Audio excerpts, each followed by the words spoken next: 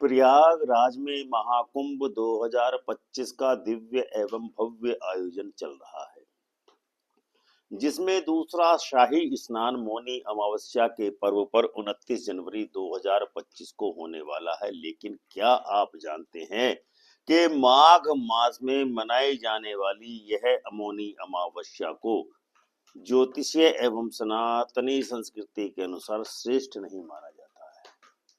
वे क्या कारण हो सकते हैं कि जिनके अनुसार महाकुंभ में आयोजित होने वाले इस शाही स्नान के पर्व को, जो कि मौनी अमावस्या को आयोजित होता है, श्रेष्ठ कदापि नहीं माना जा सकता। तो आइए आज के इस वीडियो में जानने का प्रयास करते हैं कि मौनी अमावस्या का यह पर्व श्रेष्ठ क्यों नहीं माना जाता है, जबकि प्रयागराज में चल रहे महाकुंभ 2025 में मौनी अमावस्या शाही स्नान के रूप में विश्व विख्यात है और देश एवं विश्व के करोड़ों श्रद्धालु इस अवसर पर तीर्थराज प्रयाग में संगम पर डुबकी लगाने वाले हैं।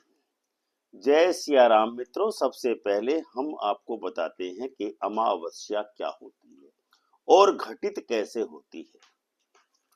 हिंदू धर्म में अमावस्या तिथि को अत्यंत ही महत्वपूर्ण माना जाता है, क्योंकि इस दिन सभी सनातनी लोग अपने पूर्वजों के प्रति सम्मान प्रकट करते हुए उनके निमित्त तर्पण इत्यादि करके अपने पूर्वजों की पुष्टि करते हुए अपने लिए पुण्यों का संचय करते हैं। मत्स्य पुराण के अनुसार अमावस्या तिथि का नाम अमावसु पूर्वजों के नाम पर रखा गया है। सनातन धर्म में अमावस्या को अनेक नामों से पुकारा जाता है, जैसे सूर्य चंद्र संगम, पंचदशी, अमावसी, अमावासी या अमामासी। अमावस्या की सबसे बड़ी विशेषता यह है कि अमावस्या के दिन चंद्रमा बिल्कुल भी दिखाई नहीं देता है, यानी अमावस्या के दिन चंद्रमा का न तो क्षय होता है और न ही चंद्रमा का उदय होता है। तब ऐसी अमावस्या को कुहू अमावस्या कहा जाता है। दूसरे शब्दों में सूर्य और चंद्रमा के पावन सम्मिलन को ही अमावस्या कहा जाता है, अर्थात अमावस्या के दिन सूर्य और चंद्रमा एक ही राशि में और एक ही अंश पर गोचर करते हैं।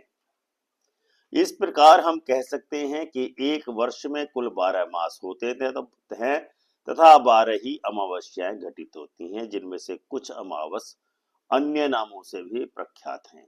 वैशाख मास की अमावस सतुआ अमावस्या के नाम से जानी जाती है।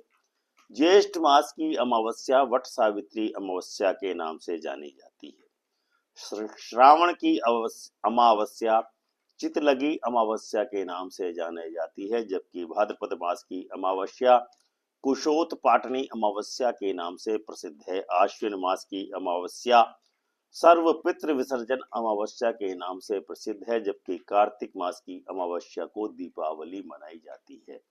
पौष मास की अमावस बकुला अमावस्या के नाम से जानी जाती है, जबकि माघ मास में होने वाली अमावस्या मौनी अमावस्या के नाम से संपूर्ण जगत में प्रसिद्ध है। तथा प्रयागराज में जब माघ में मकरगत रवि होता है तो इस पर्व का आगमन होता है। इस बार प्रयागराज में महाकुंभ 2025 का आयोजन 144 वर्षों के बाद हो रहा है। अमावस्या को चंद्रमा के दर्शन नहीं होते, ऐसे में हमारे शरीर में बहुत अधिक हलचल बढ़ जाती है। जो व्यक्ति नकारात्मक सोच वाला होता है उसको नकारात्मक शक्तियां अपने प्रभाव में ले लेती हैं। धर्म ग्रंथों में चंद्रमा की 16वीं कला को अमा कहा गया है।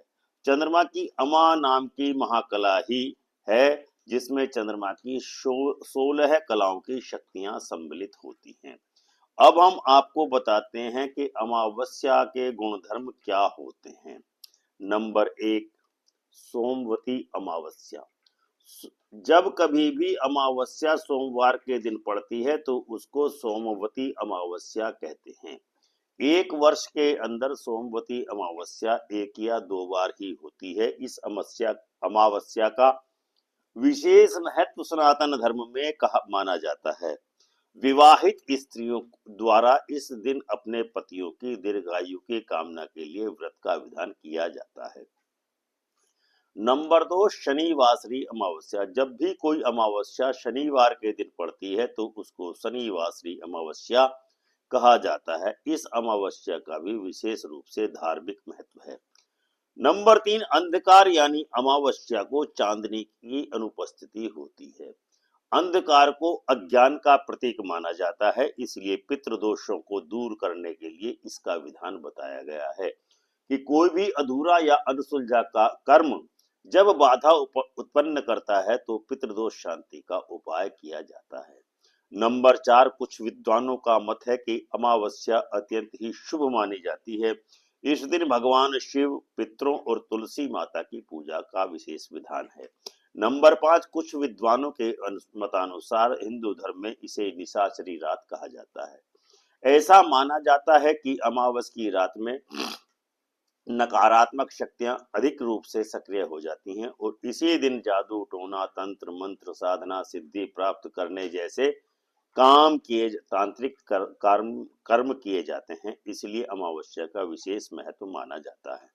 नंबर 6, हिंदू धर्म में अमावस्या को पूर्वजों का सम्मान करने और धार्मिक अनुष्ठान करने के लिए महत्वपूर्ण दिवस के रूप में चिन्हित किया जाता है। हालांकि इसको विवाह जैसे पारंपरिक उत्सवों के लिए पूरी तरह अशुभ माना गया जाता है। ज्योतिष में इस स्थिति को चंद्रमा की अनुपस्थिति के कारण प्रतिकूल माना गया है धार्मिक कार्यों में।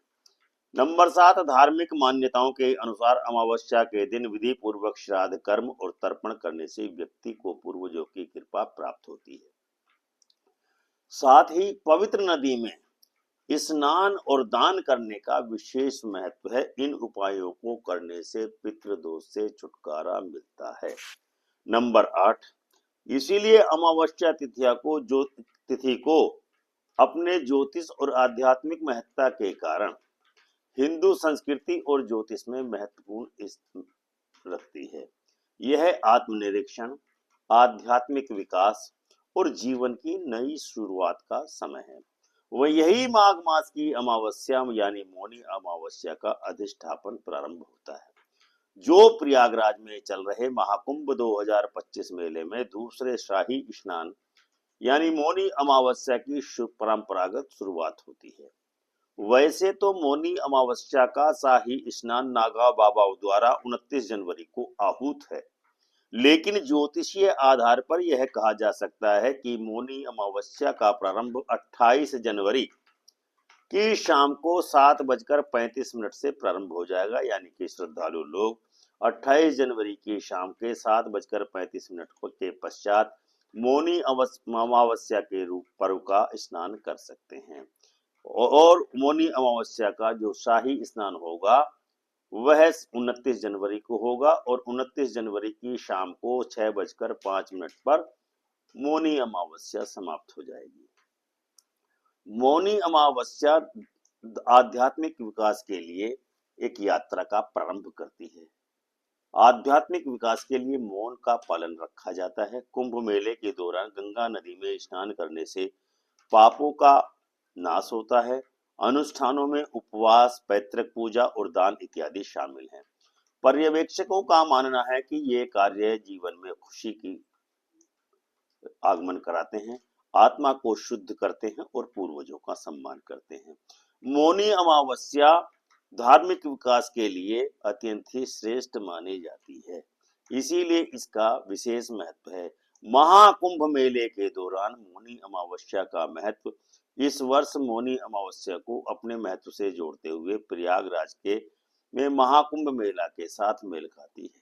भक्तों का मानना है कि इस दिन त्रिवेणी संगम अर्थात गंगा, यमुना, सरस्वती के संगम में एक पवित्र डुबकी लेने से अनेकों जन्मों के पाप दूर हो जाते हैं और मोक्ष की प्राप्ति होती है।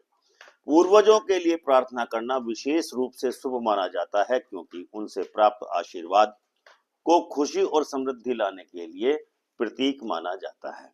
मौनी अमावस्या पर भक्तों को क्या करना चाहिए? भक्त अपनी आत्माओं की शुद्ध करने के लिए, पिछले कुकर्मों को क्षमा मांगने के लिए गंगा जैसी पवित्र नदियों में एक औपचारिक स्नान करते हैं। मौन का स्वर आत्मनिरीक्षण और आध्यात्मिक विकास के लिए समय का उपयोग करते हुए कई लोग दिन भर मौन का व्रत धारण करते हैं। इस दिन मौन का व्रत धारण करने से आदमी आत्मिक निरीक्षण के लिए करता है।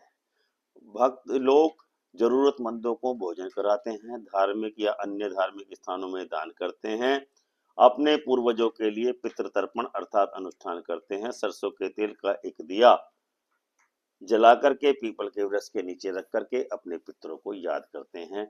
भोजन का दान इस दिन किया जाता है। उपरोक्त विवेचन के आधार पर यह कहा जा सकता है कि मौनी अमावस्या का जो पर्व है कुंभ मेले के दौरान वह श्रेष्ठ कतई नहीं है। श्रेष्ठ नहीं है तो इसका अर्थ क्या निकलता है?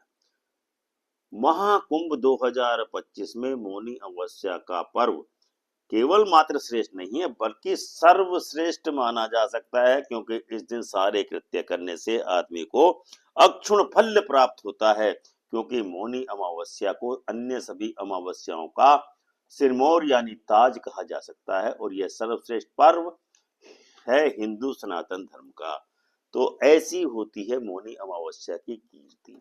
इसके कारण मौनी अमावस्या को श्रेष्ठ नहीं अपितु सर्वश्रेष्ठ पर्व की संज्ञा प्रदान की गई है, जिसकी प्रशंसा मुक्त कंठ से सनातन हिंदू ग्रंथों में गाई गई है। तो प्रेम से बोलिए जय सिया राम।